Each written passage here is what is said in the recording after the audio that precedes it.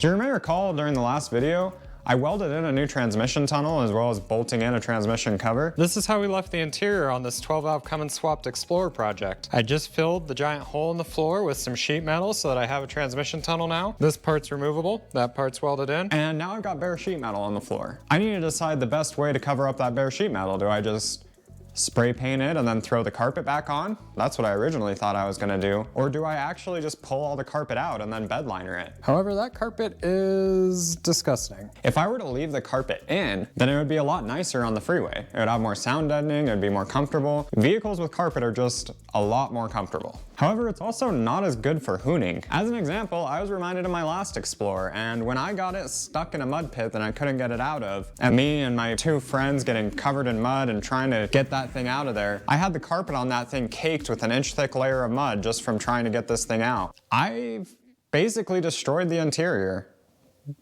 just by tracking so much mud in. And I remember thinking about that and thinking, I don't want to have to worry about that in this vehicle. If I get an inch-thick layer of mud on the bottom of this, I want to just be able to spray it out with the hose and be done with it. I don't want to look at a mud puddle and think, oh, I better not go in there, I'll ruin my interior. I underestimated how hard off-roading can be on the interior when you're really getting it. And that could be anything from mud in Idaho to sand in Moab to who knows what else. My girlfriend's TJ doesn't have carpet in it, and I love it.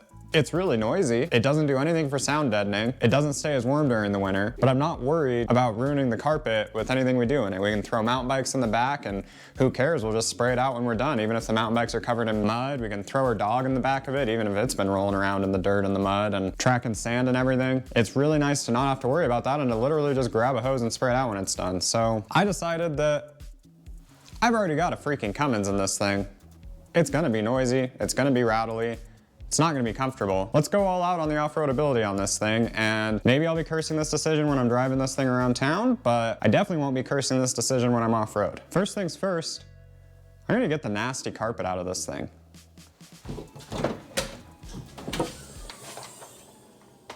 Oh yeah, that's right. I'm storing lots of car parts in here. This is gonna take a while. Check the mic and make sure it sound right, boys.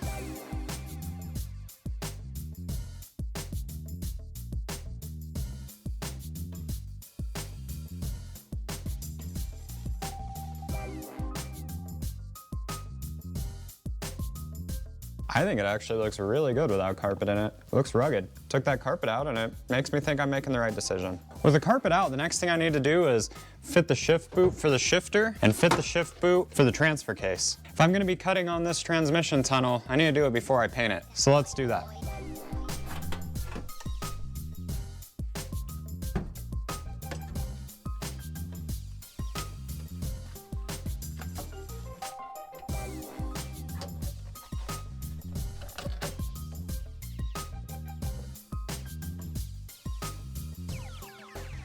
It sound right, boys.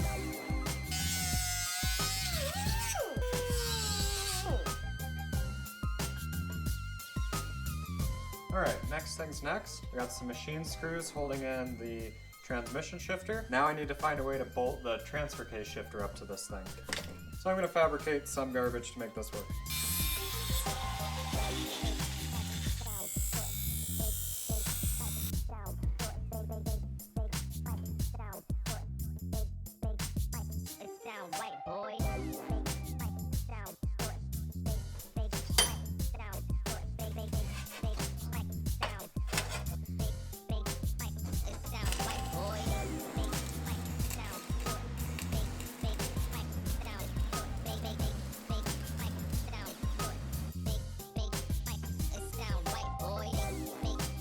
For mounting the transfer case shift lever boot, just added some 90s in there to match the offset here. Drilled and tapped them for 832 screws to make sure these shift boots mount properly.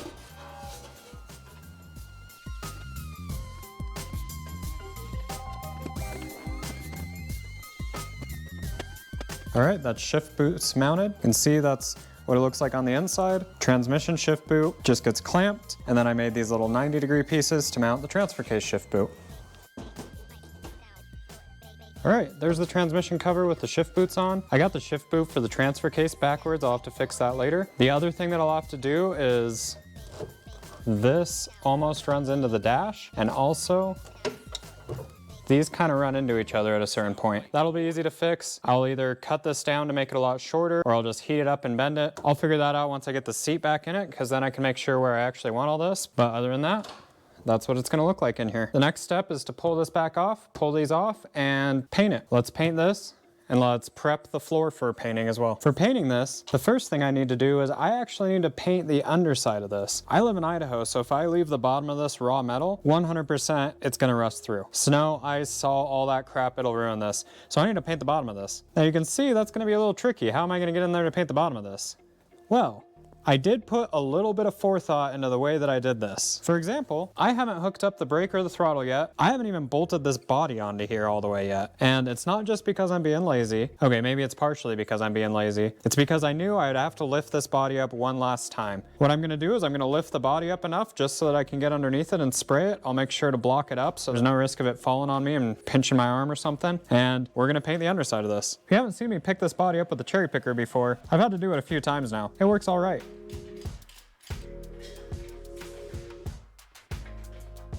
Turns out with the new tires, the Explorer is now too tall for me to get the cherry picker up and over and pick the whole body up. But realistically, I don't need to pick the whole body up. I just need to pick up the front of it. So I'm gonna see if there's a way I can rig to the front to lift it up.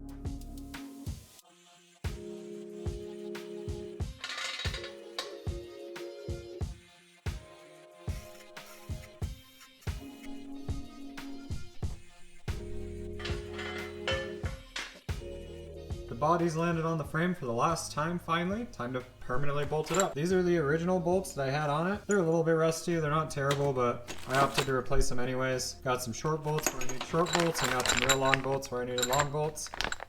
Decided to get it bolted down permanently. I think the last time I left you, I just said, oh, I'm just gonna go throw these bolts in. Well, that was about 6 hours ago. First of all, I needed some longer bolts for the front and some shorter bolts for the back, and so I ordered these longer bolts. Turns out I wasn't threaded enough. Okay, no big deal. Just throw it on my lathe, turn the outside diameter down a little bit, run a die over it. That's fine. They're M12 threads, so it's a whole lot of elbow grease to get the threads cut into them, but I can do that 4 times or so. That's problem solved. Next problem though is when I was originally pulling this bolt out of the back of the car, it broke. That happened a couple months ago. I figured, okay, I'll just let it soak in PB Blaster for a couple months now. I refilled it every so often, and hopefully I can just pull it out with vice grips. Vice grips failed, so I decided I welded one nut on. Nut broke off, so I welded another nut on. That nut broke off, so I figured, okay, well, I'll just drill it out. You can see I'm missing quite a few drill bits here. That's because every time I kept trying to use a new drill bit, I kept breaking them. That material must be hard or something. I've got a couple broken ones up here, a couple broken ones down there. 4 broken drill bits later, I said, okay, screw it. I'm just gonna have to cut it off. So I did. The problem was, it was still stuck. Then I had to use one of the old bolts as a punch and beat on it for 30 minutes until I could actually punch it out, and it turns out this is what was stuck in there.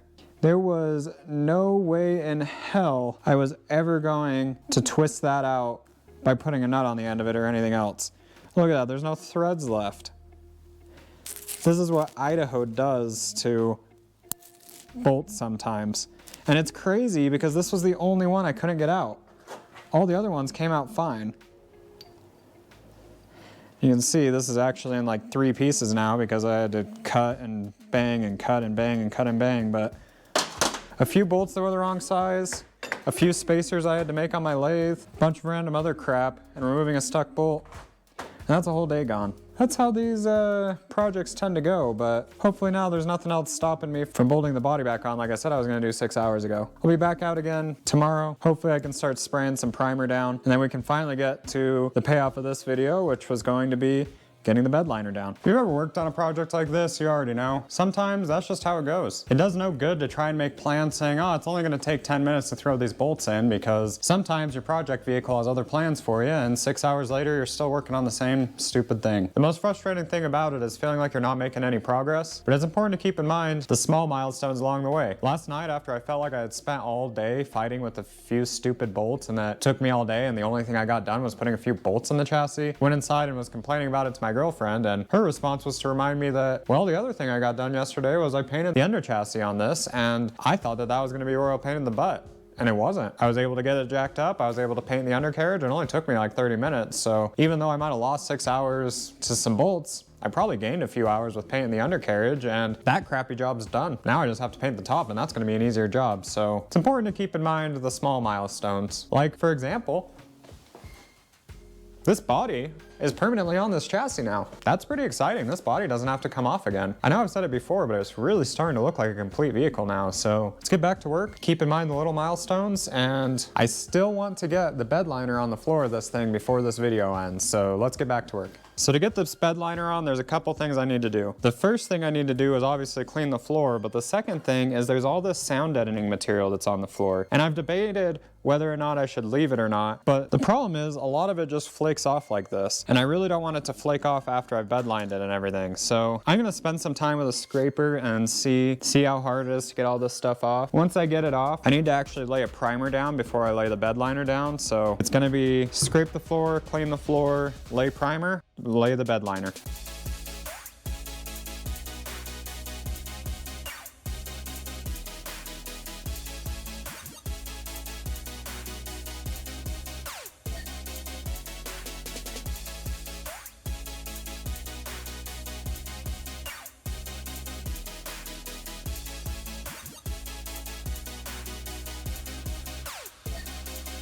All right, I got the floor completely cleaned up. Got all the body panels I need to get out of the way. It's time to start taping off the floor, and then I'm gonna start with laying primer on the front so that it can start drying while I tape up the rear. And then after I lay primer on the front, I need to lay seam sealer on all of this. I wanna do the primer before the seam sealer because if I just seam seal it, then it's bare metal followed by silicone followed by paint, and you could have water or something trapped between the silicone and the metal, and at that point you risk corrosion. So I wanna make sure I at least get a primer down before I lay down the seam sealer, and then truck bed liner coating on top.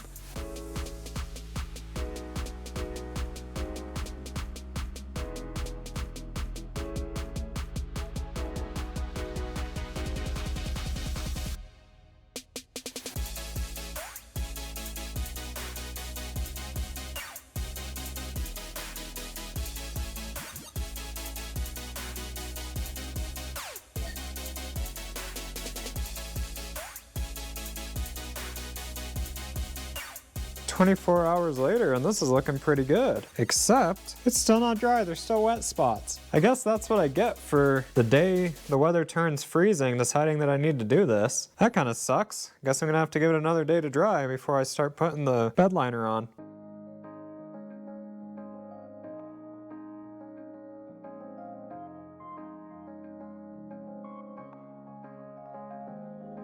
It's time to start spraying some bed liner. So this is what I ended up with because it's cheap. There's much better products you could end up with, but I'm gonna try this because it was cheap and it seemed decent. I laid down primer, I laid down some sealant in places, and I'm just gonna spray this directly over it. A couple notes. You need really good ventilation with this. I'm gonna wear a mask, keep the garage door open, keep all the doors to the car open. This stuff is particularly nasty to breathe in, so be careful with it. Really hoping it's not too thick for this spray gun to spray, but we'll find out about that.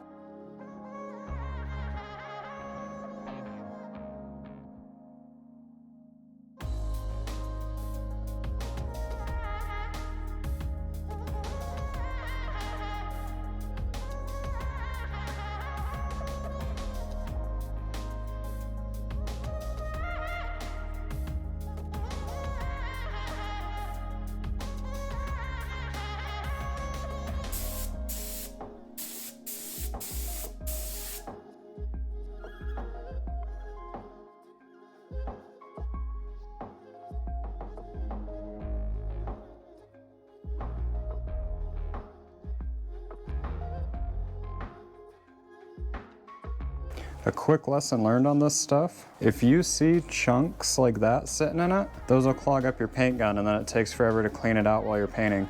You have to stir this way more than you think you have to because you gotta get rid of all those chunks. Additionally, I mixed almost 50% of a petroleum or oil-based paint thinner, so make sure you use a lot of paint thinner to spray it out of a gun. A bigger orifice would probably help, and make sure you mix it really well. But otherwise, it actually sprays really, really well. I was worried it wouldn't, but it sprays awesome. I'm happy with it. Turns out this paint gun has a nozzle that's around 1.4 millimeter orifice size. I was getting tired of having to clean this out every time I let it sit for a sec or every time there was a little bit of rubber in here. I'm gonna try this paint gun, which is just a cheap Harbor Freight one. Allegedly it has a 2 millimeter orifice size, so hopefully this will spray it better. Let's give it a shot. My second coat will be with this guy. This paint gun worked amazing for that. The fact that it has a bigger nozzle and the fact that it sprays more at a time was perfect for bed liner. If you're doing bed liner, I'd recommend this. It's just 30 bucks at Harbor Freight. If I can find an equivalent, I'll put a link for it from Amazon. 30 bucks, that's worthwhile if you're doing bed liner. That was so much easier than using the smaller nozzle on the other gun that got clogged up constantly. This stuff looks amazing. I'm so happy with that. That is not too shabby considering how cheap this bed liner was compared to some of the expensive products you can get online. Now, I'm not gonna claim that it's gonna hold up as well as the really expensive products, but for the price and considering that it's not actually going in a bed, it's going on the floor of this car, I think that was a really good choice. I would highly recommend it. I'll see how it holds up in the future, but it looks pretty tough. Thank you for hanging out with me in my garage today. Subscribe and stick around, and I hope to see you next time, and thank you for watching.